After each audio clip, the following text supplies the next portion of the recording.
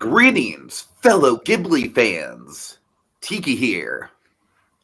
And Blue Dragon 5.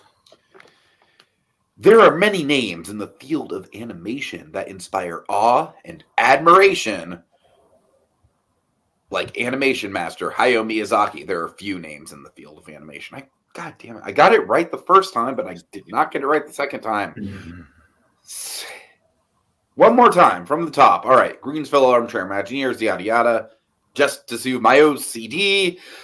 There are few names in the field of animation that inspire awe and admiration like Animation Master Hayao Miyazaki. To properly pay tribute to the man's illustrious career, we're embarking on a 3-year journey through his films, seeking enlightenment along the way. May you find it with us this May-azaki! Yeah. And joining us on this very special installment for Princess Mononoke is a man who knows movies, but is named indicatively after TV. It is Conner Nielsen. Hey, how's it going, guys? Honored to be here. I love this movie, and I think I've seen almost every Miyazaki film, so I'm excited to talk about this. Yeah, well, happy to have you, Connor. I'm excited to get to this one too. So we're just going to go kind of like roundtable, give our personal experiences with this one. And I had a really interesting experience with this. This is actually one of the last Miyazaki movies I got around to. But honestly, I kind of feel like it was like a sort of saving the best for last kind of thing. It was one of those things where I didn't necessarily not want to watch it, but I was like, nah, I got to earn that one. Because it is one of the more daunting films in his filmography. It's one of the longer run times. It's got some of the deeper lore. It's certainly the most adult Miyazaki movie that he's ever made. Either that or The Wind Rises. But honestly, I would probably give the edge to this. And so, yeah, I actually think this was probably... I mean, actually, there are a couple I haven't seen yet. I still haven't seen Nausicaa. I still haven't seen Castle in the Sky.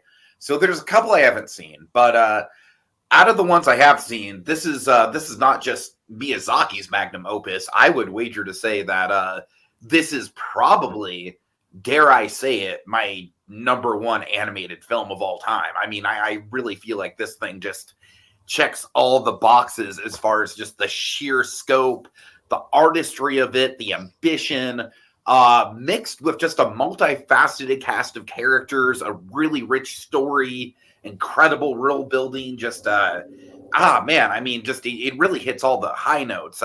You got one of the great scores in a Ghibli movie. Just everything about this really comes together, with the asterisks of one or two performances in the English dub, which I'm sure we'll get to. There's a couple awkward dub moments in this movie. But other than that, that's just like a tiny little nitpick. Otherwise, I think this film it's flawless. It's one of those classic examples of the every frame is a painting kind of cliche. All right, Connor, well, I'll throw it to you. What extended thoughts do you have on this movie as far as like how you got into it and what your overall thesis is on it? So when I was a kid, I was one of those kids that I hated anime, even though I'd never seen any.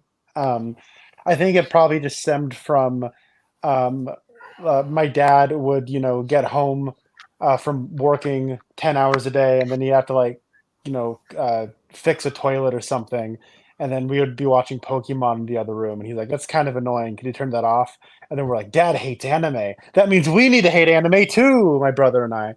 And so I spent a lot of time just avoiding any kind of Eastern, Asian or Japanese animation. But I always kind of knew that Ghibli and Miyazaki was kind of held in a certain esteem that a lot of others weren't. And it wasn't until I was, goodness, 23, 24. I was dating a girl who loved Hayao Miyazaki and the works of Studio Ghibli. And, you know, when you're a guy and you're dating a girl, you'll be like, yeah, I'm totally down to watch this. So what we did is we had a jar and we took all of the Studio Ghibli movies and we wrote them down on little pieces of paper, and we would reach in and pull out one, and that's how we watched through the Ghibli canon. Um, and this was one of the earlier ones, actually. But I remember the first, like, it took us a few times to try to watch this because um, I was just starting a job where I had to wake up at 5 in the morning, and then like we would hang out on Fridays, and like we'd start a movie at like 8 o'clock, and we'd just be like lying on a couch or something, and I would just get conked out. And I remember finally one Sunday morning, I was like, no, I'm gonna wake up, we're gonna have coffee, and we're gonna watch this movie because I know this is like kind of the big one. And I think this is my favorite Ghibli movie. I think I've seen it 3 or 4 or 5 times. I've seen it a couple of times in the theater. I've introduced it to my brother. I've watched it on my own several times. Um, I think it's fabulous, and I think like it is kind of this colossus that kind of casts a shadow over a lot of other movies. From even just this family, I think Goro Miyazaki's Tales from Earthsea, while it is an adaptation of pre-existing work, it does feel like his attempt to make his Princess Mononoke, and I think to diminishing returns. Yeah, this is like a magnum opus. It's a lot of Miyazaki's films tackle similar themes, but I think this one distills all of them, particularly his environmental fixations, into a very tasteful, elegant epic.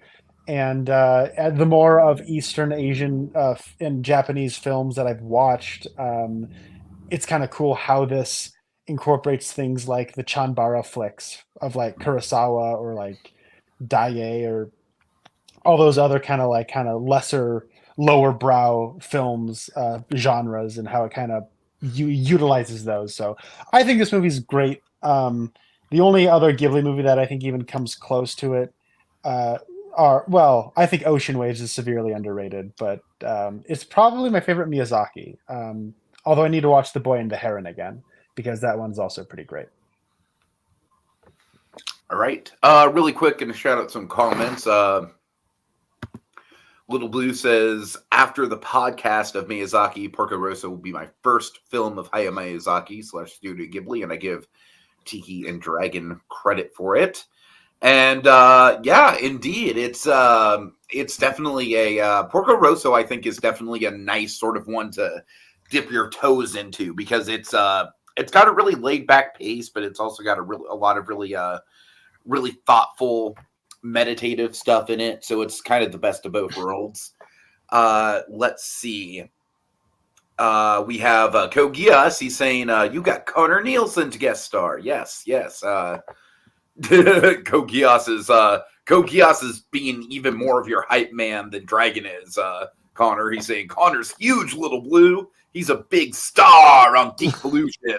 You got to be a star, kid. Well, I was implying status with the movie thing. I know. His collaborations with DJ Martinez, but Martinez.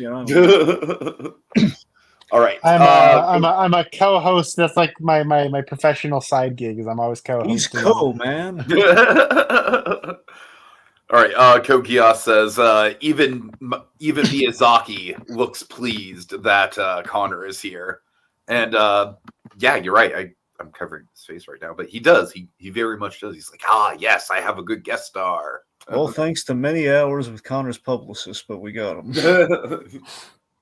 All right, Kokias, you really need to get on watching this movie, man. I would. It's fair to say it's Miyazaki's masterpiece. Connor, but you were going to say something. I'm sorry.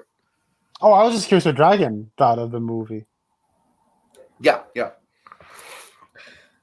So this is very much Ghibli's epic. This is it's something that I always remember like seeing this advertised for the Fathom events, but really, if there's any one Miyazaki movie that is like this is something that the Fathom event worthy. This is like the thing with the scope and everything. I'm always blown away by the scope of this one. This is the beginning of Ghibli going bigger, get less intimate with the films. Not that we don't return to that at times, but this is very much like the first like big instance of like, okay, we've been doing something somewhat small scale up to this point, especially like Kiki and Porco Rosso, like in the ones leading up to this, and it very much like, okay, we're doing kind of like the David Lean movie. We're doing very much the Lawrence of Arabia to some degree for Miyazaki. This is big. It very much feels like a higher form of how Hayao Miyazaki approaches story. Where I feel each film progressively he was getting more and more. The stories have been getting more and more, if not intricate, then a little bit more like we've been going less aesthetic and just kind of like throwing just beautiful artistry on the screen and just letting the audience kind of like letting their brains kind of like the synapses just kind of connect the dots for them, do all the heavy lifting, and film by film being a little bit more story in there. And I like the evolution that we kind of see take place. That's not to say some films don't have maybe more story than others, or don't have valid stories that are more or less valid. Of course not, but it's just like this one is that one that really feels like we kind of found a great blend of what he'd been trying to do, with Nausicaa. That's kind of the big thing. I mean, I look at that in comparison to this, and I do that for good reason, given that this movie kind of has some roots in Nausicaa to some degree. But we get a little ethereal and ambiguous by the end, which again is kind of part of the course. But I love grounding it through a character's journey, which I think we really do. It's a grounded world, yet we have spirits and demons and stuff, and it met all the hype I ever heard about it. It's like, oh, you gotta see Mononoke. How do you not see Mononoke? It's like, okay, I'll see Mononoke at some point. And thankfully, all the Ghibli films were added to a service that does not deserve them, and there we go.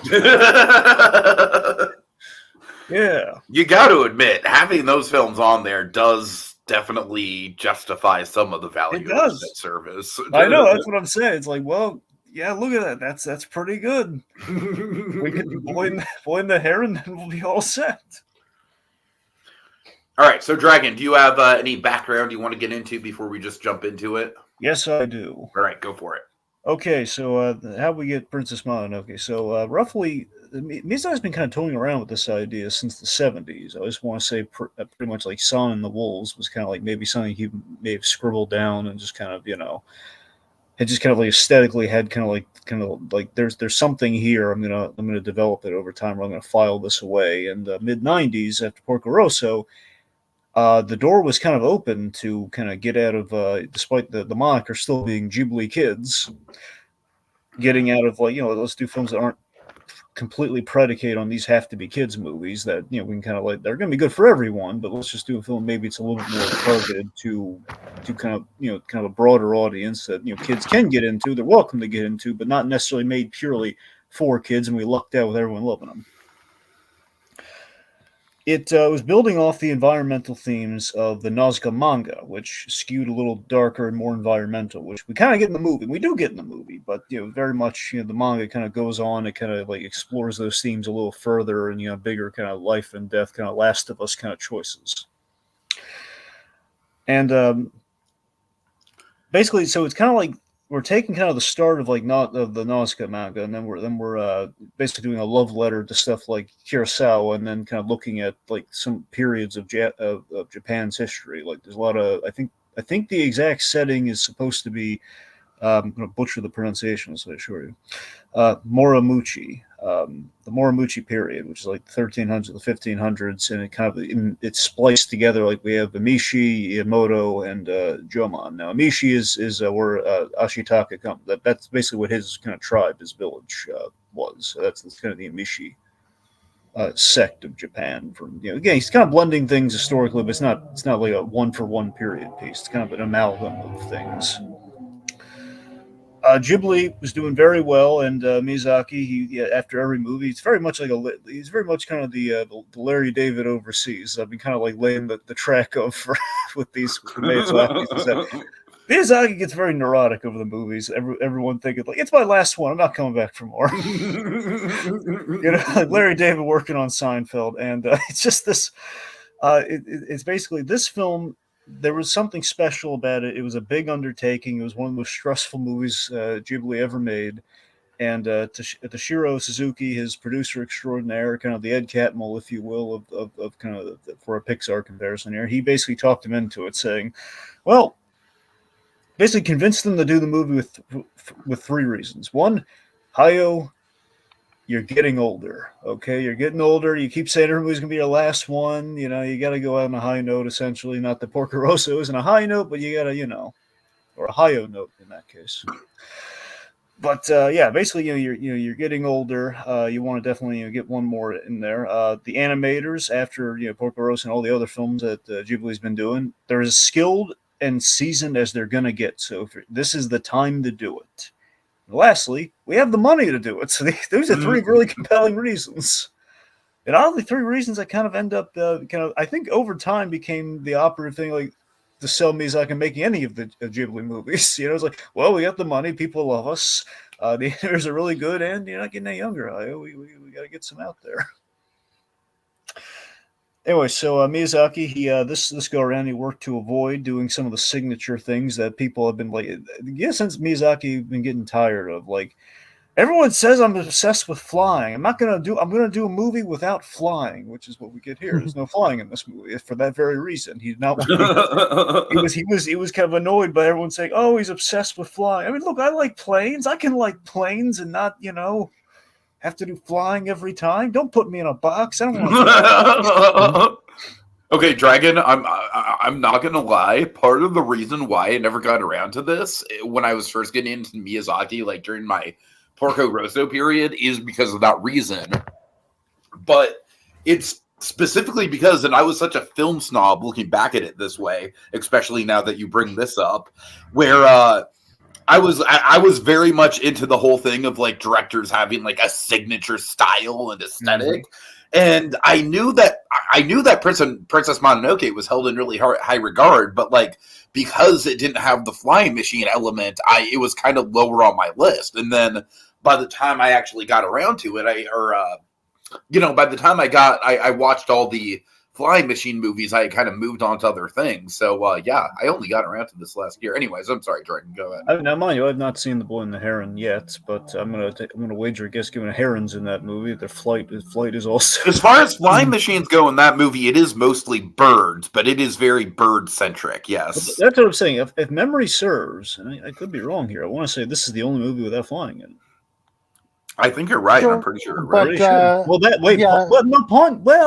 you're right. Okay, this and Ponyo do not have flying. Well, I would say that like there is a sort of aerial quality that like the Great Wolf takes when like Ashitaka or San is riding the wolf, like it does. Like they kind of glide across like the plains and like. Come on, that doesn't count. I know, but I'm saying like there's a sort of aesthetic quality to this. I see. I hear what you're saying. He loved doing it. I'm sure he's like, oh man, this is really thrilling. What was I thinking? All flying all these years. I should have gone the Dave Filoni direction. I should have gone the direction of wolves. But yeah, no, it's interesting that like there's a lot of filmmaking. Not a lot, but there's like notable filmmakers of this age, Miyazaki's age and just a little younger, where they kind of grew up, they're baby boomers, where like they kind of grew up with like planes as like a fixation. I look at early Steven Spielberg, and he loves planes. Like the movie Always has like this fixation on planes, and Empire of the Sun has this fixation on planes, and World War II and like that kind of era. Well, because of his father was in World War II. Yeah. I don't know if his father was a pilot or not, but I imagine Miyazaki. I imagine his father's generation fought in World War II, and he too has like kind of this fixations on planes and kind of. Okay, but I mean, like his father was like was of that generation where that big conflict was happening. Yeah. Let's just say similar to Spielberg. Spielberg is a very apt comparison. It's also kind of the reason we're doing this whole Miyazaki thing, because we're very much like we're missing Spielberg. We went to another great director. It's kind of how it goes. But we the big connecting tissue is that daddy issues amongst both directors. yes, definitely. Yeah, I actually it's kind of cool that you guys are drawing those two connections, because I actually last year I watched through every Spielberg movie, and I've the only Miyazaki movie I've not seen I think is Castle of Cagliostro, but I don't know if that was like a for hire gig or how much Well, of that was was like his before there movie. was a Ghibli, so that's well, he Right, did yeah, direct. it's That was his very first old. directing gig, like first feature Yeah. directing gig. But anyway, yeah, I will be watching that movie sometime this year, but that's the one Miyazaki I've not seen. it's a good call. Me too. I haven't seen that one and Boy and the Heron are the only two I haven't seen. Ironically, the very first one and Yep. maybe the very last one. Yeah. Well, he said that before. I know. Hey, when he's 102, he'll come out with his real last one, okay? Oh God. Yep. Hey, let's give him something to shoot for. All right. Anyway, so almost done here. So, it's a stressful, intensive production. One of the new kind of tricks of the trade they incorporated this movie. It was the first one to use digital elements, essentially a version of the cap system that Disney has. Essentially, not exactly the same thing, but roughly the same process. Basically, kind of like the 2D, kind of 3D incorporation, very kind of early, kind of very Disney Renaissance, and kind of like Pixar, of course, introducing, very much being part of caps.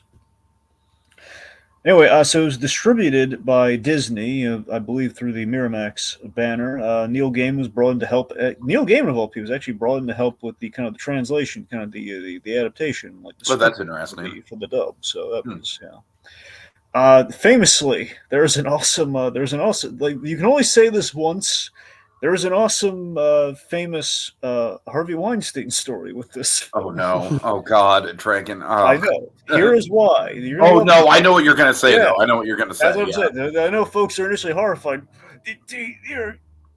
Egad, what's he talking about? Okay, so Weinstein was trying to cut the film asunder. He was trying to trim it down from Wait, hold on. You mean to tell me Harvey Weinstein wanted to mess with somebody's movie? What? That's unheard of. That's not true. That's impossible. Oh God. But yes, so Weinstein was trying to cut the runtime down. This actually is the longest Ghibli film. I don't know how long the Boy and the Heron clock's in it, but until that point, this was the longest. I think this is longer than Heron. I'm pretty sure. Anyway, so basically, they wanted cuts for they wanted to cut to 90 minutes, which basically roughly how long Porco Rosso. I think it might be exactly how long Porco Rosso was, give or take credits. Anyway, so they wanted to make cuts and everything. Miyazaki and crew really did not like that suggestion. So, but I believe the idea man was Toshiro Suzuki specifically. Miyazaki gave the okay, I'm sure. Basically, mailed to Harvey Weinstein was an intimidating and awesome katana. A little note attached, and you know what the note said? What? No cuts. Oh my God, dude! That is like the most awesome. Only Ghibli, Miyazaki, and Toshiro would be gutsy enough to just like, yeah, we're not intimidated, pal. No cuts. No, that's a power move. That's a power move. That's good. Yes. I like that. And again, Miyazaki didn't it eventually go to Miramax? Isn't that how they got hooked up with Disney? Well, that's the thing. Like Disney had the Miramax banner. Disney was linked up. Yeah. Hell, that's what I'm saying. They needed, basically Disney for the distribution for this. Uh-huh. Because then this was like a big. They were putting all the resources behind Mononoke. This was like going to be a huge one for them. Anyway, so the critics love the movie, huge success, and James Cameron's even cited as one of the inspirations for Avatar. I could see it. The tracks. Okay. I feel like this is a movie to kind of take, like, it does, if you really look at it, it does kind of have the dances with wolves thing going on, with the guy kind of trading sides and stuff. But man, it does it in such a more interesting, eloquent way without being just a literal plot point by plot point ripoff of that movie. Yeah.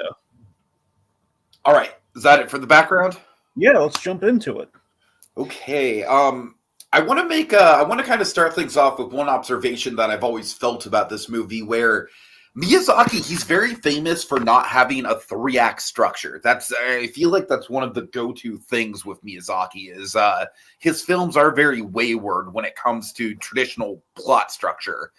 But I think this movie, it doesn't have a 3-act structure to it, but I very much, it has a strikingly similar quality to like a stage play that has an intermission and a cut, like an act 1 and an act 2, where act 1 ends with the big gate scene at Irontown, and then obviously Act 2 is everything else.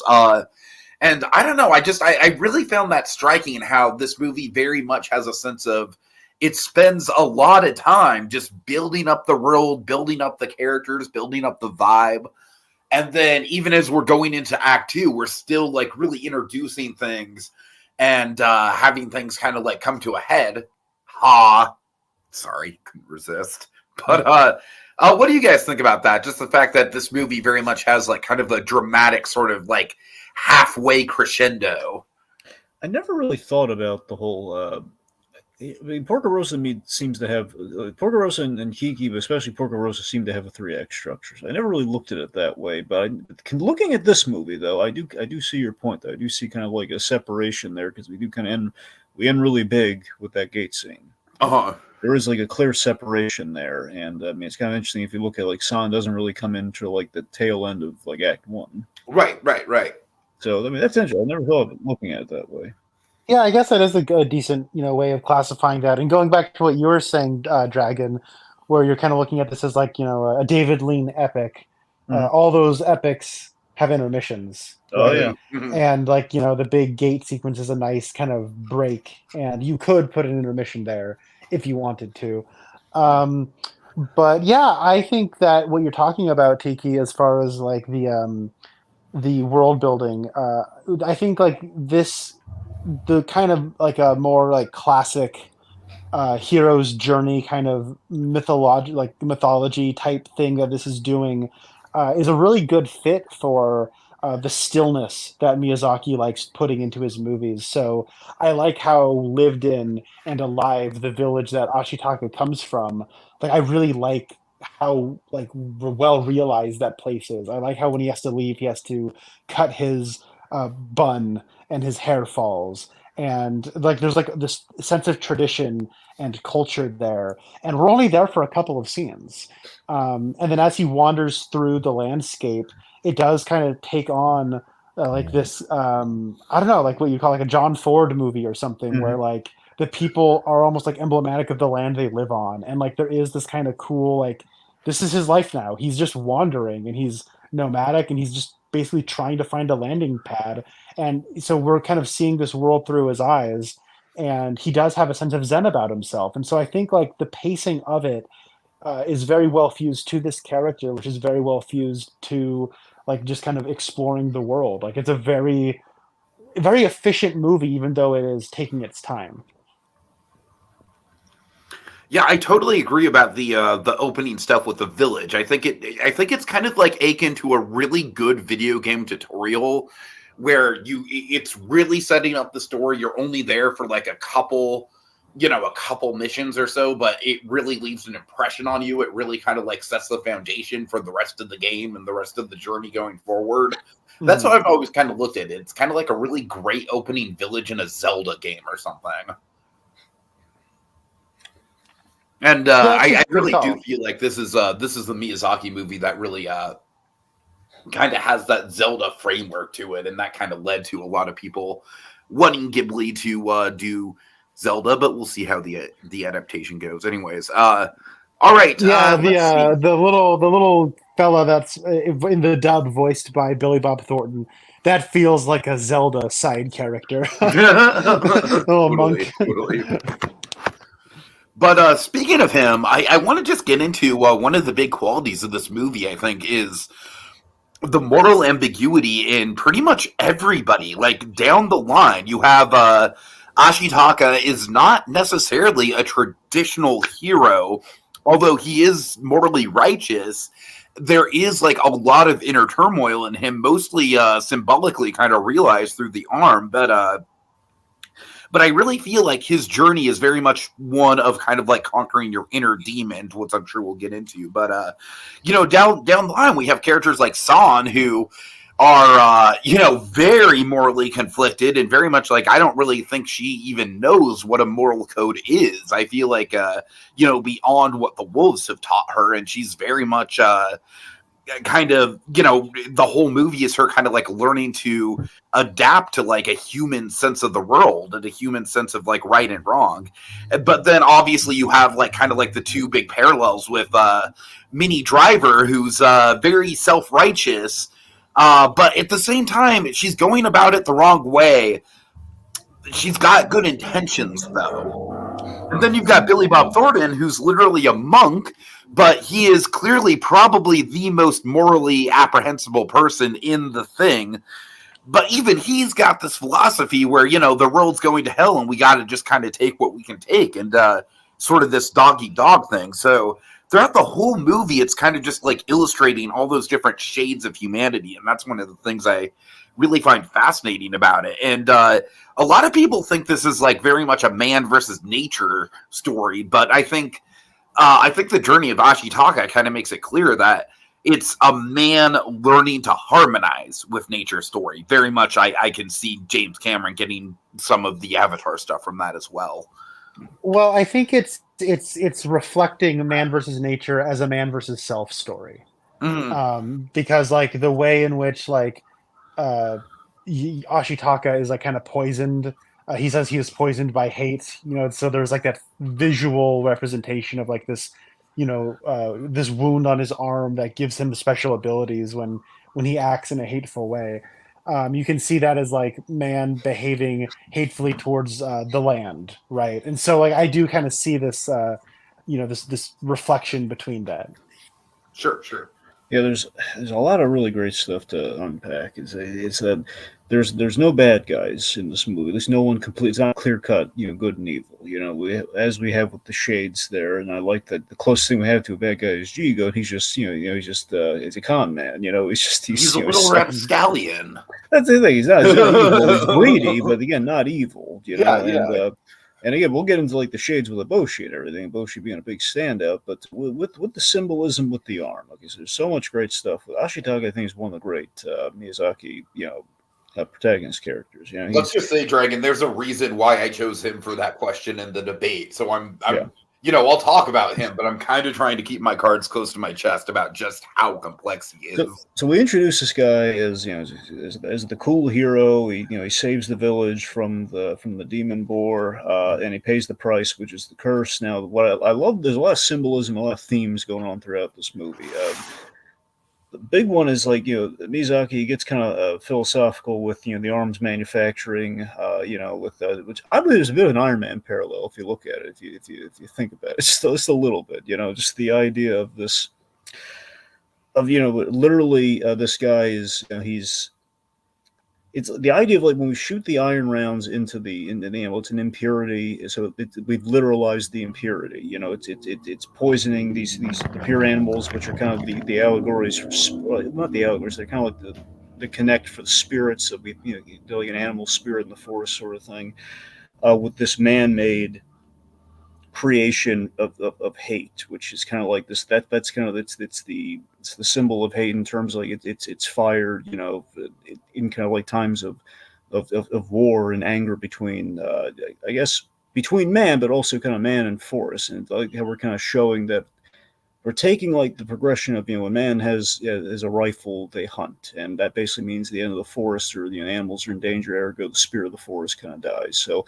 it's a little bit of like Miyazaki's kind of the bit of the daddy issues with the whole the manufacturing angle of it, and that building something that mechanically is kind of beautiful and really cool, and it is the advancement of everything, but also by the same token it's something very destructive, and it feeds in the war in a big way. And I don't know, the Gaboshi is maybe a little bit of, by the end of things, a little bit of kind of like a Tony Stark kind of realization about things, but it takes a while to get there. I like that we're kind of like there's a little bit of that in the movie. And like Ashitaka, he's the thankless hero. He does all this. He's the stoic. He's stoic. I love Billy Crudup's performance and all that's great. It's the fact that this poor kid can't catch a break. He hasn't done anything wrong. He does the right thing, and because of that, he literally gets banished from his village and basically sentenced to death for saving the village. That's essentially what it comes down But to. it's so nice that we see again his village is like they're oh my god, is there anything that can be done? Yeah, they don't like the situation, Yeah. but it still is kind of like an "it is what it is" sort of thing. But I love that he just kind of takes his lumps there of just like Yeah. I mean, I'll hopefully find a cure here. But it's like so the other big theme of the movie, the real theme that is kind of really hammered in is like live. It's a line that we say a lot. The whole live, son. The whole live thing. That basically it's of like he's live despite the state of the world. Like make your life count. That sort of stuff. And in this case, it's like okay, well, I know I'm sentenced for death. I'm either going to find a cure for this thing or I'm going to stop what caused this thing, which is getting to the bottom of the whole of the iron ball. Yeah. One thing that like you were talking about is that he takes his lumps early on. He's a prince of this village, isn't he? Mm-hmm. And so there is almost like this inherent tragedy where it's like royalty, like the future leader of this village just has to leave, and that's never really addressed. And I was kind of like surprised and impressed really by how when I initially watched this, and it's like he just accepts this and he just moves on and he doesn't really have any angst about it. Like he does take it maybe not in stride, but he accepts the responsibility of the situation, and that really like kind of threw me for a loop. Like he feels like a Superman type character where he does always want to do the right thing, but in this sense though is like there is this darkness physically on him, and it does show. And like throughout the second half of it, when you do see the conflict between the wolves and the people of Irontown, like the frustration really does start to grow in him, and he does lose his temper. And it's almost like if you want to get biblical with it, he does try to have like a righteous fury, but sometimes it might be more just frustration at people's inability to listen to him, and like does he actually know what's right, or does he just think he knows what's right? And it is a very complicated situation, and like him just trying to do the right thing makes him a compelling character. But because the right thing is really difficult when everyone is so duplicitous and like everyone is complicated, it makes him just as complicated as everyone else, and maybe he isn't better than everyone else. And I think he ultimately is, but like there is that question, and I really like that this movie is willing to go there. I love that with the arm, it's a little symbolic of a couple things. It's that one, he has this very kind of samurai Bushido code kind of vibe about him. Of course, Bushido code, the way it works is that basically you give your opponent fair warning before you enter into combat. Which awesomely, we have these moments where again, a lot of people, when this movie came out, there was a big toss about like, is it too violent for kids? Oh yes, absolutely, it is. It is, but that's the thing. Like Miyazaki's like, well, yeah, it is, and it's awesome. But that's the thing. Part but when he cuts that dude's head off, it's awesome. When I first saw that, I feel like they intentionally put that as like one of the very first things that happens once he leaves the village. Is like, yep, this isn't going to be a Disney movie, kids. So here's the thing. So I'm going to dovetail a couple things here. So with the violence, it's a very Brad Bird, or kind of like maybe like a Robert Kirkman Invincible, however example you want to use here. It's a very, very kind of Brad Bird or Kirkman philosophy. I feel like it's kind of both. It's got kind of like the shock value of Kirkman, but kind of like the whimsy of Brad Bird. Well, this is what I'm getting at though. It's less the whimsy of Brad Bird. It's just more like Brad Bird's like approach to like he's not afraid to be cynical about stuff. Well, no, it's not cynical, Tiki. It's just it's okay. I'm sorry. I'm really misreading your Brad Boy. No, I know I'm trying to tell you. I'm sorry. Go ahead. So Brad Bird always had this thing about like don't soften like the Saturday morning, like don't turn the Saturday morning stakes. Like if something bad happens, well, there's consequence to these actions. And Invincible, it's this thing of like it's not gratuitous. It's not gratuitous violence like maybe say the boys. I'm not saying the boys doesn't do fun stuff with it, but it's not gratuitous for the sake of that. It's the sake of realism. Like okay, if you had these powers and if you got punched at that velocity, that's gonna happen. And Brad Bird is very much like, okay, well, again, there are bad guys trying to shoot these children. Let's not forget that again, we can't just say, oh, the kids are going to be fine. We got to show there are stakes here. So that's with this. But the violence in this movie, we do show that there are stakes, but also is like there's an honor to the stakes too, where he gives like the Bushido-esque kind of like warning of like, hey, don't make me do this. And he's lopping heads off and lopping arms off with these stone-tipped arrows. Mhm. And one of my favorite examples of that is like how desperately he doesn't want to fight Billy Bob Thornton's character. Well, actually, no, he did want to fight him though. He kind of did. Well, no, but he's like, well, I guess not fight, but kill. Well, no, you're right. Like, you don't want to, don't make me kill you. Yeah, that's what I'm saying. I'm sorry, Dragon. You're right, but that's exactly what I'm saying. I love that delivery on Crudup. Like, please don't make me kill you. Like, because, he's obviously against this guy, but at the same time, he sees what this guy is saying. He sees his worldview, and while he doesn't agree with it, he can empathize with it. Yeah. And I will say, Billy Crudup is one of my favorite actors. And he's great. I love him. It's always great to see him pop up. Yeah, it's just a voice in here. Really good voice actor, I think. I've run into a few people in the wild who have said that they've never actually seen the dub. They've seen clips, and they're like, he's bad. And I'm like, this is why you don't watch clips. You watch movies, okay? Before you draw your opinions. And it's a very unconventional choice, I think, in terms of like what he's doing as far as like the line readings here. But I think he makes it very compelling. Yeah, I mean, also with the violence, I like when the guy gets wounded. I mean, he gets shot by accident, which again, also a bit of with the whole peril, the danger of the gun. It's just like, well, like if you're not careful, very dangerous one can go off by accident, shoots our hero. Right. And that's what I'm saying. Like we have stakes with all that blood. Of like, you're oh my god, how does he keep going on? Just look at the blood shot trail. of him trying to lift the gate and then the blood gushing out of the wound. Yeah. Oh, that's man. what I'm saying. It's investing. It's not. I think that's probably the most disturbing violence moment in the whole movie for me personally. And again, less violence, more consequence. The consequence of being shot, even back then when the bullets were giant orbs. Which again, I love the design. I love the design logic behind the guns here, where it's the idea of it's almost like a fireworks kind of thing initially, which it's the old musket kind of technology, which we then have kind of like upgraded to. It's a little more rifle-like, it's a little more controlled and targeted and like rounded and stuff. So similarly, I love the design of the swords in Ashitaka's village. Like it's like almost like a triangle. It's so cool. I love it. Where it's I love this kind of like machete sword. That's really cool. Yeah, it's so cool. Anyway, so with that too, with the arms again, it's like arms and armaments. With the whole his arm is kind of essentially kind of a secret weapon that he kind of has. With the he doesn't want that obviously, but the curse just being captured in the arm, and later on, Eboshi gets her arm bit off by a wolf, and it's basically again with the curse that she did not get. Just yes, I would take that curse from you, Glad. Well, in a sense, she kind of reaps what she sows there.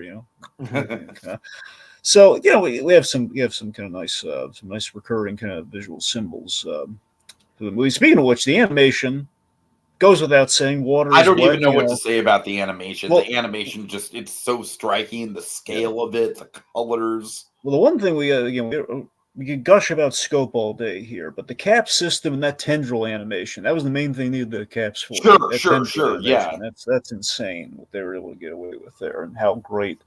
And trippy that looked. Where it looks like I love that we see like the demonic tendrils then take over the boar, and then it's like this boar tendril hybrid thing, and then later on, like, how can this get any more scary? Well, we're just gonna make it blood. And it's just right.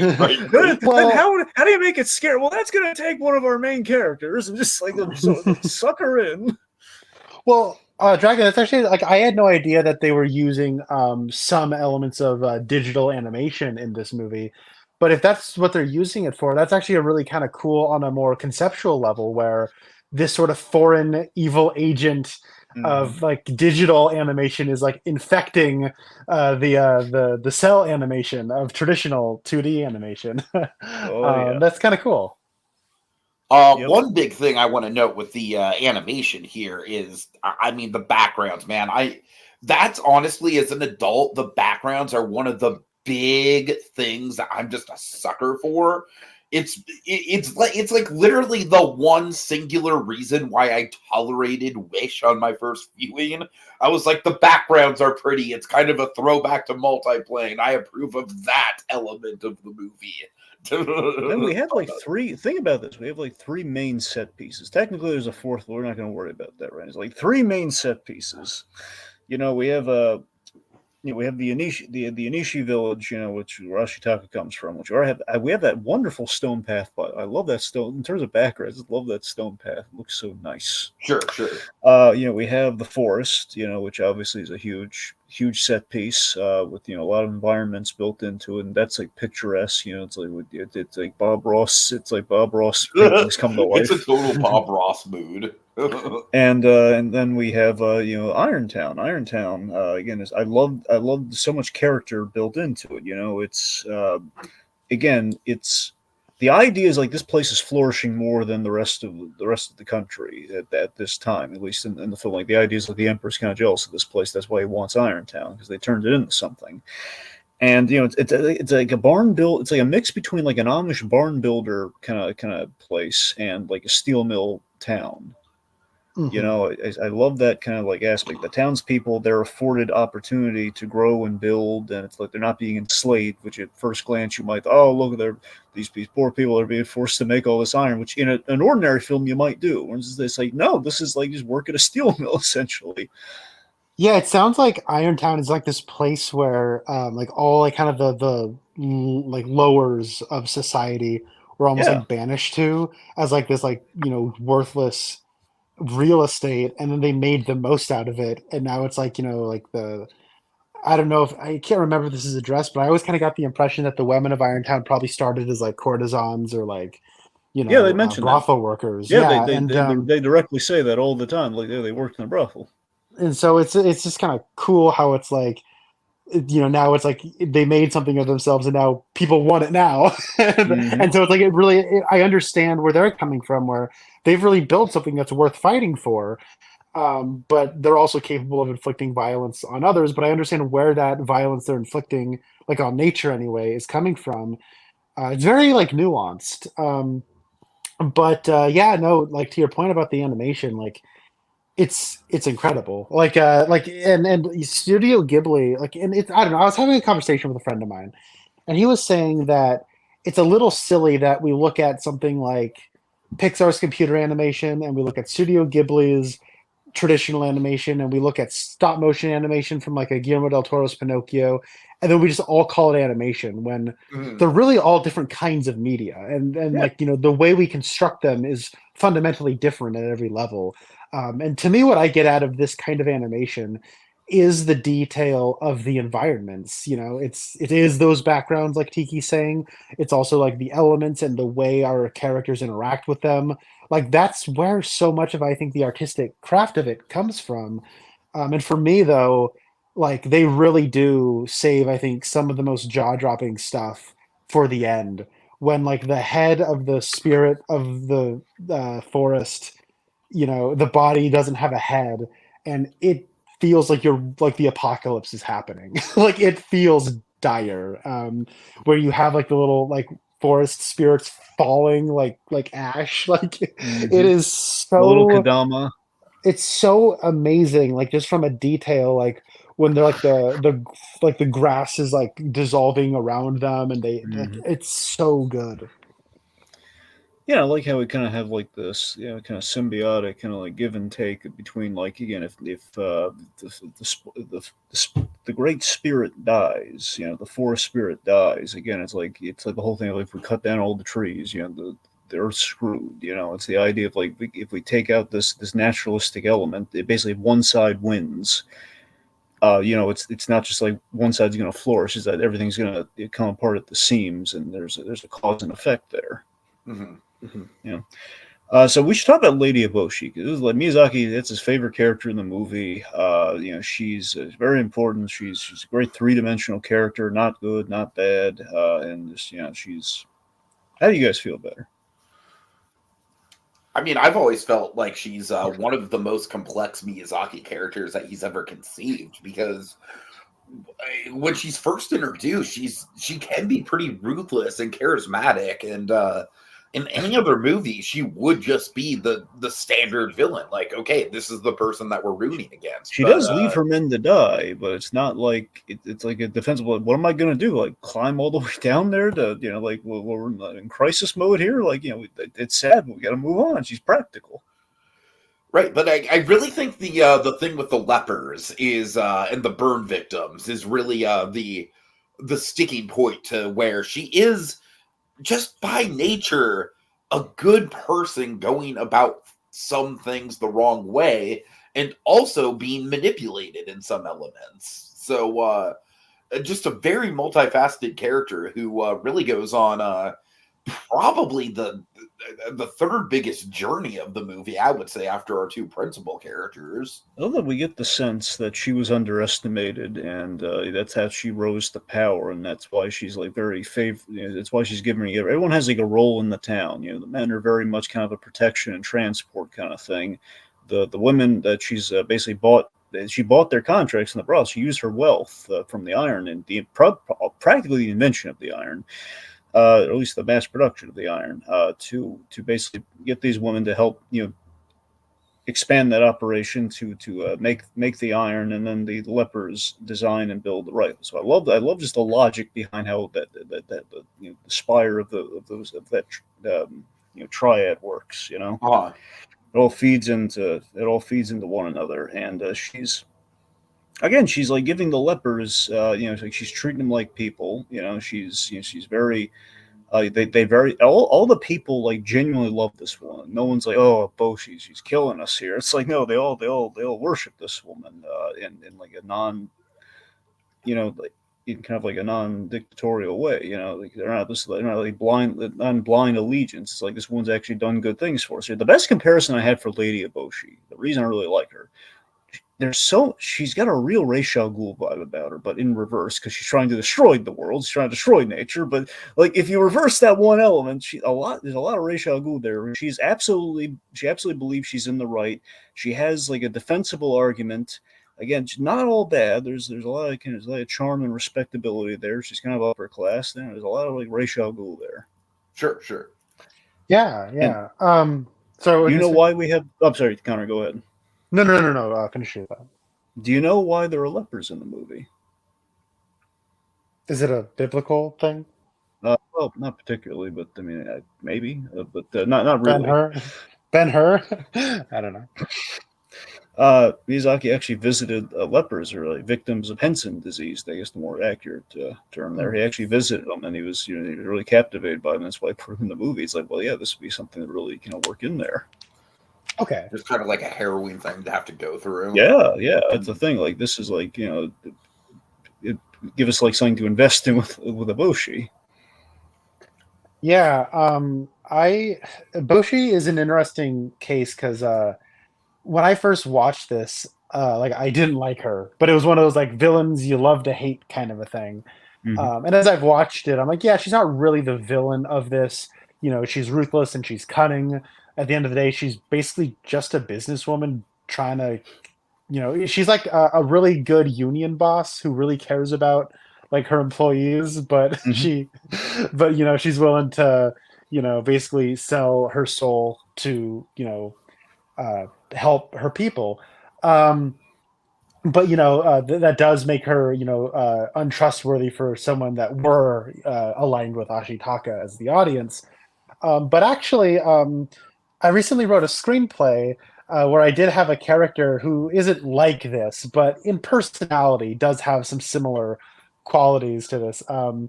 And I don't know, rewatching it this time, Eboshi was my favorite character. Mm-hmm. I loved her. I loved Minnie Driver's performance. She's got a swagger and a charisma about her.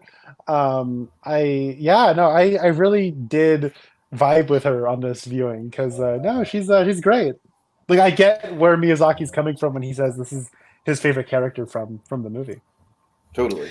Yeah, and again, like with the whole theme of like live, it's like her philosophy is like we expand or we die kind of mentality. Like again, if people are falling around her in service of the cause, like that's the way it goes. It doesn't make her necessarily a monster, but it's like later on, for example, there's the one issue I have with the movie. I forgot that we called it out in the movie. is we address it in a really good way. One of the only issues I ever had with the movie was we have this big plot point of like, okay, Ashitaka has to save Eboshi, get her out of there, and get her back to Irontown because the Jigo has basically he turned on her and basically sent the Emperor's men after Irontown was unprotected. All that. Now, here's the thing: like, bring Eboshi back. It's like, well, what's she gonna do? Why do we need Eboshi? and even essentially like in not so many words, she basically says like, oh, the women of Irontown are capable. It's like, well, it's like she in not so many words, she's saying, yeah, what am I gonna do about it? So I can die with that her. is a good point, Greg. You know what? We do dedicate kind of like a weird amount of screen time to that plot point. I never even really thought. But I do appreciate that we call it out. That's what I'm saying. Right. That's her mentality, though. It's like a live or die sort of thing. Like, well, I mean, I've given them all the tools they could possibly need. They're in like basically a gun manufacturing place. It's like sink or swim. Right. But that's what I'm saying. I like it's a pragmatism about her, and also with I guess the transition us a bit here. I love one of the great moments in the movies. We have like Eboshi going up against San, and we literally have Ashitaka right caught in the middle between them during this bout and having to knock them both out. But like just that moment, it's kind of interesting. We have a character that we like, and he's like, hey, he's hitting women. It's just kind of. But again, complicated situation. That's what the whole movie's about. Anyway. But I love that he's I love he's just like caught right between them, and again, like the man represents this kind of like this bridge between the forest and nature and man, with what's going on with his arm. Yeah, I bet I was going to use as a transition point to San, but also I do want to highlight this. Ashitaka, the chicks dig him. Yeah, we should highlight that. I do really like the little subplot we have going on with Toki and Kuroko, I think is his name. Yeah, I think that's right. So Toki, I've always found or Taki, is it Toki or Taki? I'm sorry. Toki. Okay, just making sure. She's always been one of my favorite kind of like comic relief Ghibli characters. I just really love how spunky and strong-willed she is. But at the same time, like, she is kind of like the frontline kind of like general when it comes to the women's side of thing, holding down Irontown. So, she's one of the bigger kind of like, she's one of the characters that provides most levity in the film. But at the same time, she's very capable in her own right. As for Kuroko, help me, I'm not the only one who just kind of looks at this guy and sees an adult Soka. Or Sokka. Really? How dare you, Tiki? I'm so sorry. Anyway, a little bit. Honestly, he looks a little bit more like the Ember Island Players version of Sokka, if you really look at it. Yes, he does. You're right.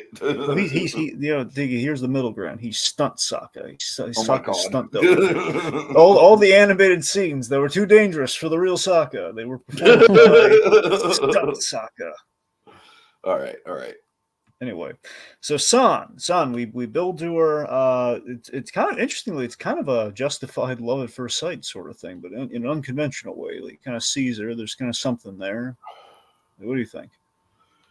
I think he sees her. I think he sees her attachment to nature, and that's her. Yeah. He's not. It's like it's. Here's the thing. There's a bit of a love story, but it's not like a traditional a beating you over the head love story. There's a connection. It's more of a platonic, kind of respectful kind of love. Yeah. Yeah.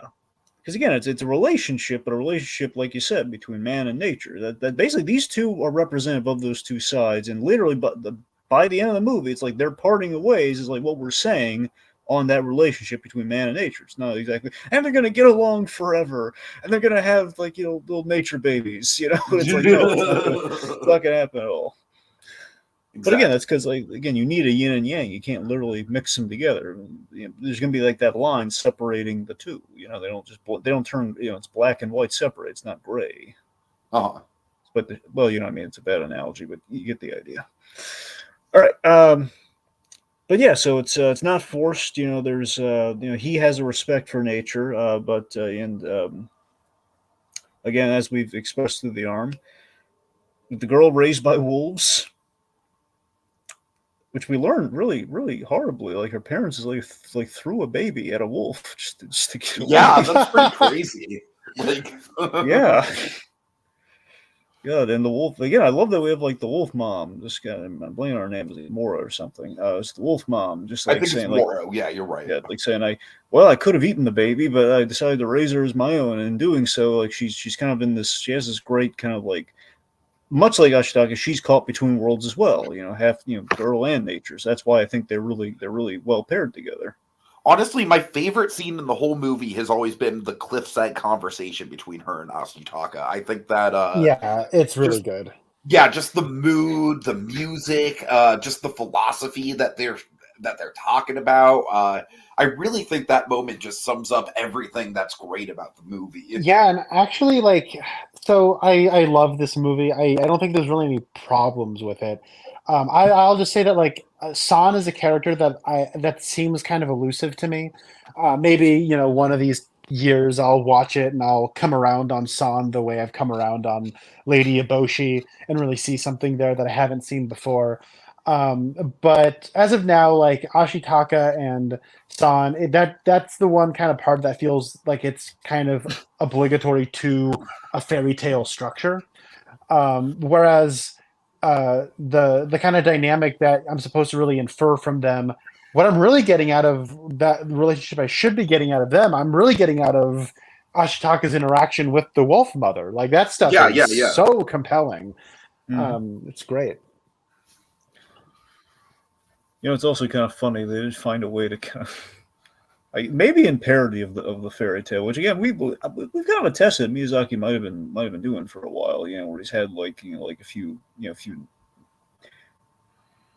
maybe like a few barbs towards like had Disney's tackled like the whole like looking at Porco Rosso, the whole Curtis wants to marry Theo and wants to marry every girl that he meets. right, yeah.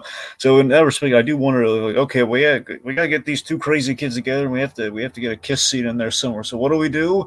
Basically, we have San Mama birding food into the injured Ashitaka. That's how we engineer our kiss in a natural way. I mean, you know what? It is very unconventional, but it is super intimate at the same time. I gotta be honest. Intimate. God help me. I kind of like it. I think it was nice. It's weird, but it kind of fits. She's a wolf, man. Yeah. It's kind of, See, that's what I like about movies is they can take something that is kind of ridiculous and they can get you to a place where you're like, yeah, I buy it. Like, yeah, that's the scene. right. I feel bad for the cosplayers. You're gonna have to reenact that, but yeah, it's a great moment. So speaking of which, just imagine cosplayers going and like they literally just have like one of those like big like jumbo packs of beef jerky that they're doing it with. yeah, I can see it. Right. Well, speaking of the wolves, which again, Dave Filoni's dream come true. This movie, it's a running gag. Dave Filoni likes wolves. We like making fun of him for it. Okay. But I've actually not followed Mr. Filoni. Yeah, Dave Filoni. Well, he loves wolves. Anyway, so he loves wolves more than Kyle Chandler in that Godzilla movie. Anyway, so we have. I literally don't remember Kyle Chandler having a wolf thing in that movie. Wait, really? You were Chandler was your boy in that movie. You don't remember that at all? Chandler was the best part of that movie, but that shows how unmemorable that movie is. All right. Okay, so we have wolves, boars, apes, deer, zomai. No, we do have like these four kind of sects of animals here. We have the wolves, we have the boars, we have the apes, we have the deer. Of course, the deer seem the most kind of like docile and friendly and willing to help both sides, especially the latter one. We have the boars, which are kind of nightmare fuel, but also there's again, it's kind of like Miyazaki having this thing with pigs. Again, kind of seeing humanity within the pigs. Mm-hmm. Yeah, the apes are really cool. They're very like. I really like the apes. I really like that scene. Very creative. Yeah. Yeah. Like you never see their mouths move, but they're like these shadow people. They're so cool. I think it's so creepy. They want to eat man just to absorb their like as if they eat enough men that they'll like turn into man itself. Like yeah, that's so that does kind of feed a little bit. does kind of feed in yet again to the evolution, the evolutionary kind of thing we have going on with the Boshi, with the whole the whole evolving. Basically, she wants the forest so she can basically build Irontown larger and basically kind of evolve the place even further, like she has with the guns. So in a sense, there's a little bit of a. Uh-huh. Yeah, I know. Again, I know it's a stretch with the apes. I'm just saying they want to eat man so they can possibly become man, or at least get the strength of man. Mm-hmm. Okay, anyway, so Sans, she's very the big kind of connecting points. Like she's puzzled as to why Ashitaka, this human, would save her during the awesome gate scene. And in doing so, she kind of gets in touch with a humanity that she didn't really know was there. And Ashitaka, he's kind of gone through this really enlightening journey into the forest. So again, it's a nice push and pull in our story as we kind of press on into the forest, as we also kind of go deeper and deeper into the forest as the film goes on. Yeah. And I like how that journey into the forest it becomes more dreamlike the closer you get to like the spirit of the forest. That's some really I to me anyways very exciting stuff. Yeah, how do we feel? Tiki, how do you feel about the spirit of the forest, man? I really like it. It's a great kind of symbol for nature. I think the design is both beautiful and unsettling, which I think is a really good kind of allegory for nature in its most pure form. It's like, why the extending neck? It works, but you have to wonder why. Because it's a little unsettling, Dragon. No, I know. That is the vibe that I get from it. Dude, it's terrifying. That thing freaking scares me. It just makes you wonder. One time, did Miyazaki go to a petting zoo while like on LSD or something? Did that happen one time? Is that why we have all these trippy spirit animals? Did he go on a spirit quest? Because it's the third act. Well, third act or lack thereof of third act aside, deeper we go in the forest, we have all these trippy animal visuals. Like, that poor Keith David, awesomely as the. I think Keith David probably hands down the best performance in the movie. I mean, he just nails it. Lord Akoto, he's got such a presence to him. I love that he's like not just a blind boar, but he's like a realistically crusty looking like blind boar and everything. Right. Like, Miyazaki again, he's making the ugly beautiful, man. But it's so nightmarish when we see this albino boar, like this regal albino boar, almost like the John Rhys Davies of boars. Blood-stained, and then that all those bloodstains turn into a demon. The whole like I burn, or like my warriors. And it's like, oh no, they're not your warriors. They're guys wearing the pelts of them. Don't fall for it. Yeah, that's amazing. I actually had no idea that was Keith David. I thought it was John Rhys Davies. No, yeah, that's him. That's the man. But yeah, I also again with kind of our climax and where kind of things go, it's just there's with the pelts and everything, like hiding under the pelts, and just the fact that we're hunting a deer again. It's again some in real life parallels. The whole we have the rifle and we go hunting. It's getting basically that's kind of it'll spell the end for the forest, so the spirit of the forest that we start killing the animals, which I think is what Miyazaki's kind of getting across there in the subtext. Sure. Mm-hmm. Yep, and also it's kind of another thing too. This is the really impressive thing to me. It kind of reminded me the whole Mini Driver thing. Reminded me a little bit of Tarzan, Legend of Tarzan, the TV show. There's a great episode where this guy is like bulldozing land in Africa, and Tarzan has some thoughts about that. And it's actually a really good episode in which you realize, like all of his men and his daughter become sick, and the cure lies in like elements you would like plant life and things you would find in the jungle, which basically the last component that they need was bulldozed by the by the stuff. And so basically they're out of luck. So it's the idea like if you Ashitaka looking for a cure, and if like the spirit, if we kill the spirit of the forest, and if we destroy nature, then we might lose like some key things that we need, like oxygen from the trees, or like maybe like antibodies or antivenoms that can be found naturally in the animals or the stuff. I don't know. I kind of I like that aspect of it. I thought that was kind of neat. I concur. All right. Let's see. I guess. So yeah, we blow the thing's head freaking off. Like very, very shockingly too. It's like the giant extending neck, this beautiful little moment there, and then boom, head blown clean off. Like wow. And I like how the thing is almost represented as like overpowered, where like even though they blew it off, it's like there's still like 4 or 5 different opportunities to where it could have been reattached before it got removed. And it's like they still got it. I'm like, wow. Like that's, you usually don't see something like that where you can almost like just see in the design like all the redundancies that the spirit has to staying alive. But yeah, no, it's a really I don't know, like that whole sequence is really cool to me because like it does feel tragic where, you know, all the alliances of like men are turning on nature and they're winning, and you know, the kind of conflict that you knew was inevitable is like finally coming to roost. And I don't know, when I was watching it for the first time, I just assumed Ashitaka and San would find a way to like make harmony with everyone before they had gotten to that point. It was a real surprise. It was going to be like not in this movie ending, like he was going to rush to her and be like, "No, don't do it." Yeah, no, I did. Like I thought, like the stakes would be okay. Let's not kill the spirit. I didn't think it was okay. We basically killed it. Don't kill the spirit. My arm's not. Yeah. No Gerst over here. He fixed my bullet. He didn't fix the arm. Yes, like the whole last like 20 minutes of this movie. The first time I'm watching it, I'm like, is the world just gonna end? Like, is that how this movie? Like, everyone dies. That's one of the like ultimate matchstick moments in animation, right there. I think so. Certainly. Yeah.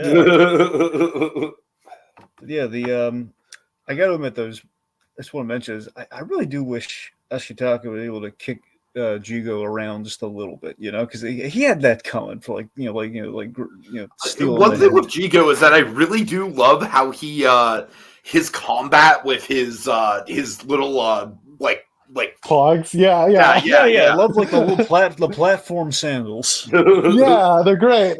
I've seen so many samurai movies where people are walking around on those, and to see like an animated movie where someone is like, you never see a really short guy on them though. That's the thing, you know. Yeah, exactly. Yeah.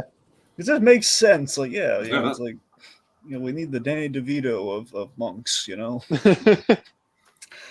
But yeah, so I don't know. I still wish it really just seems like, oh man, we build this up a little. We've had this guy, you know, from the beginning, and I know he's not like a full on bad guy, he's just a greedy guy, but still, it's like, well, I wanted to see Ashitaka like, you know, knock him down a little bit, you know, instead of Ashitaka seemingly like he can barely hold his own against this guy.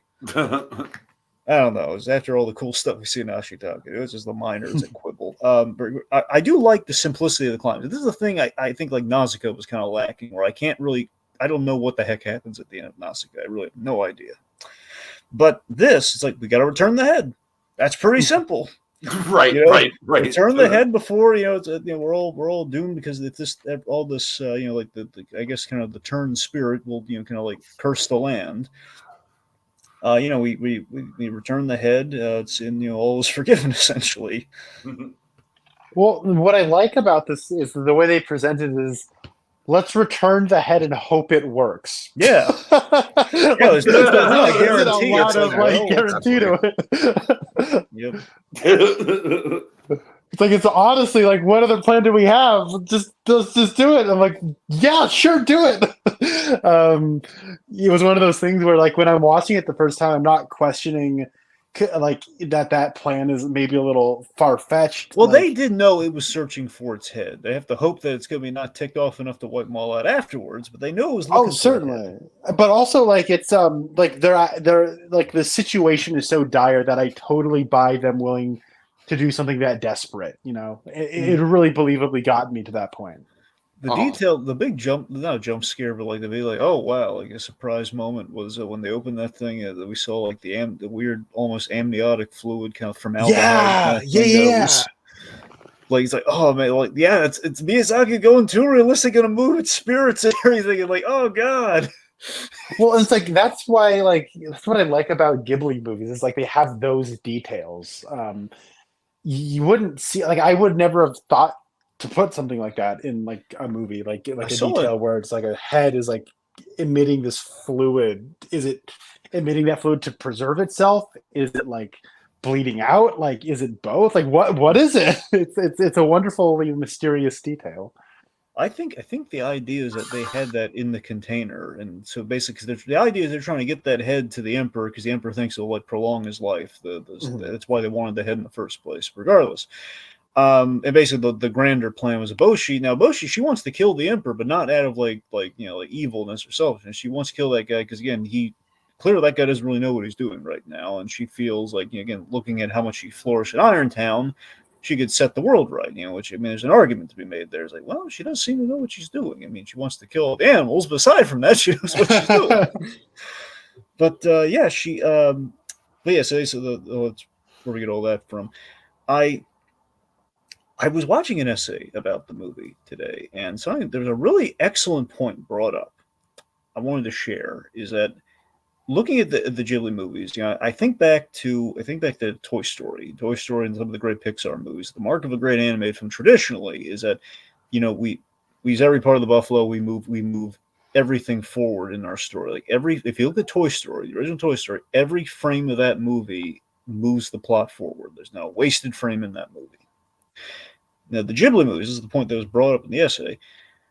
The Ghibli movies, especially like looking at Mononoke, for example, pretty much any of them, we have all the in between moments. We have all those little like kind of like moments where we're just kind of leisurely moments and like little fun details. They don't move the story forward, but they're really nice to see. Like he's helping one of the injured men. He puts his fancy bowl in the water, and he washes it out first before he gets the water to give to the guy. So it's like these little moments, it's like the little details.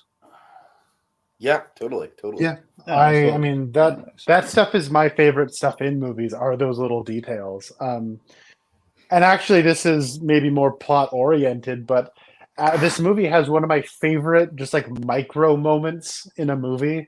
Like every time I see it, like I do a little fist pump, where it's where Ashitaka is talking to the wolf mother, and they hear San calling for help. And then they're like running, and they're running, and they're running, and then the wolf is like, "Hop on my back!" And then like when Ashitaka jumps on the wolf's back, it's so cool. It's like it's very satisfying. Like the trust that has been built there. It's a great cathartic moment for that. So I guess the movie kind of ends up in terms of the conflict. Just again, Ashitaka and San, they sum it up really nicely. Symbol for respect amongst man and nature, and they like each other, but they've had at the very least they would like to kind of be together in some sense. But they know they can't go on being together. They go their separate ways. But it's so weird because I know Miyazaki has some feelings on Frozen. It feels almost like a Frozen 2 ending to it, but done right. It feels like the whole thing of like, yeah, well, we're going to go our separate ways. We can still visit though. Like the whole thing, yeah, we'll visit. Oh yeah, no, it's absolutely like Frozen 2 done right for sure. Yeah, that's what I've said. I bring up the Frozen thing in part mainly because like when the first Frozen movie came out, Miyazaki he kind of had his that was like his big animation crisis. That's when he decided to like I'm gonna try a CG short for a change. I'm going to do the Burrow the Caterpillar movie. Well, short. Anyway, that's what I'm saying. It was very much like this is kind of where the medium's going right now. I don't know if there's anything left. Of course, then things changed. Won another Oscar. But yeah, so we have that. So that's kind of a nice kind of statement on things. And then we have these two little moments, and I have the movie ends on a Jigo line. I don't think it should have.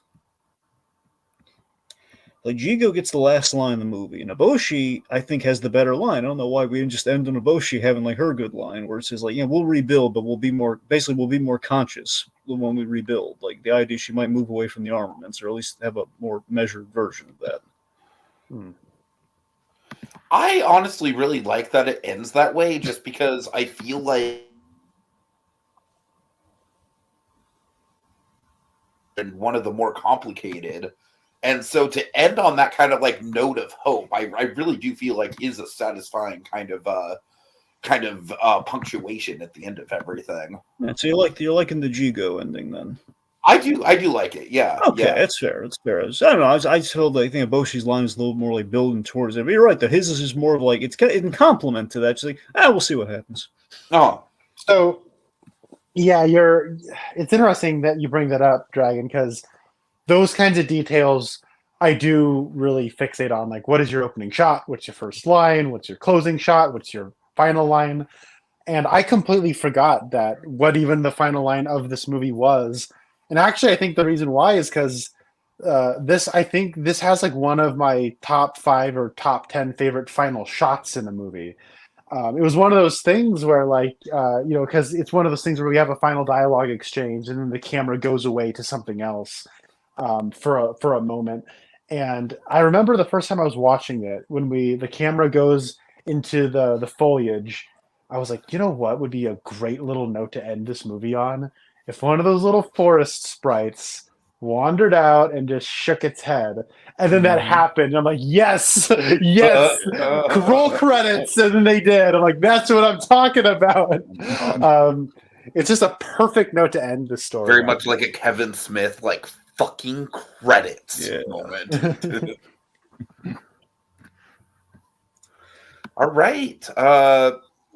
Should we talk about the Claire Danes thing, where I do think, I don't want to give her too much crap, but I think she is the one element of the dub that kind of stands out. It's not terrible, but there's definitely some moments where it's like, yeah, you're definitely not professionally trained to be a voiceover artist. Well, yeah, we kind of had that even with Keaton to some degree. That was Keaton's first time doing voiceover, and you could tell he's struggling a little bit with like trying to match, like, and not being able to do the voice first and having it like fit it into the mouth of the pig. Which again, I mean, I still think under the circumstances, I mean, I don't know. I think she embodied, I think she got the emotion of the scenes in there. There's a couple awkward deliveries though. She's a wolf girl. She's separated from humanity. I think it's kind of natural. You know what? That is a good point. Well, even if I'm not saying you're wrong, but even if she isn't, I think they have like a good kind of like cushion there just in case. We padded the fall a little bit there. Like, well, she's a wolf girl. All right. I think that's about it then. Anyone, any other things we should bring up, or should we jump into final thoughts? Well, let's get our star power. Here, like, Conner, do you have anything you want to end out on? If I could just bob my head and make a little rattle, I would do that. But sadly, I cannot. Well, just give it a try. That was my mouth. That wasn't my head.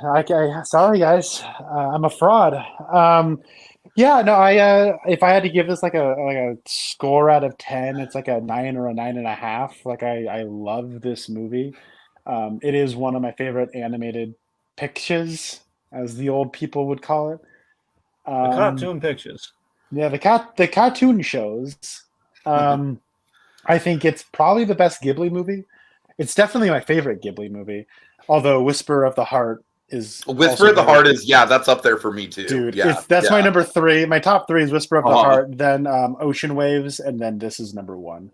So I am the only person who loves Ocean Waves, so takes that with a grain of salt. But yeah, no, this is great. This is, I think, one of those pieces of like the international canon that is absolutely essential, and if you can see it in the theater, do.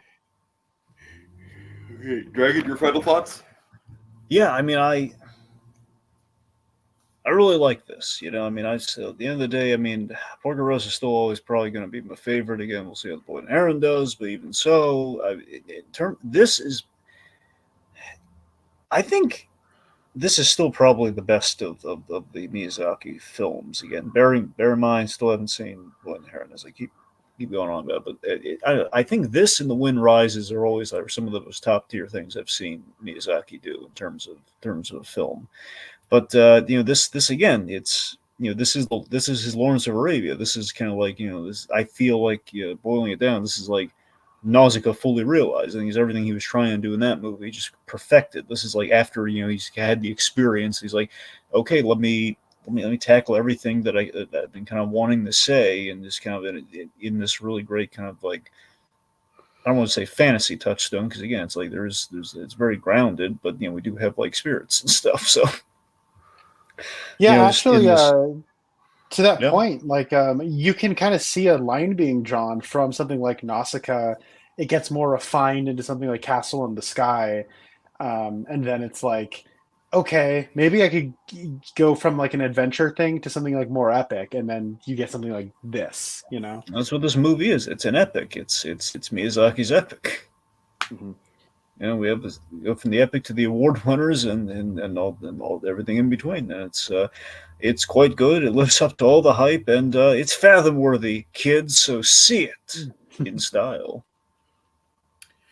All right, I don't think I could say it better myself. I think this is very much Miyazaki's masterpiece. I mean, just the scale of it is really what I kind of first attached myself to, but the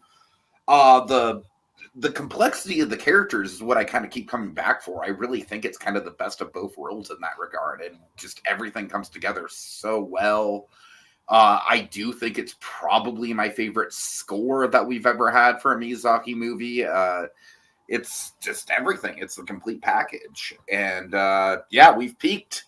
3 films into this Miyazaki thing. We have peaked. All right. Yeah. All right. Well, big thanks once again to Conner Nielsen for joining us. Thank you very Happy much to for have you, having me. Conner. And yeah, thanks to Little Blue and Kogias, as always, for joining us in the comments. All right, folks, it's time to board our flying machines and take off. But don't worry, we'll return to spirit you away to the world of Miyazaki. Yes, Little Blue, there is one more this month. Yes. All right. Okay, have a good night, everyone. Ooh, pretty.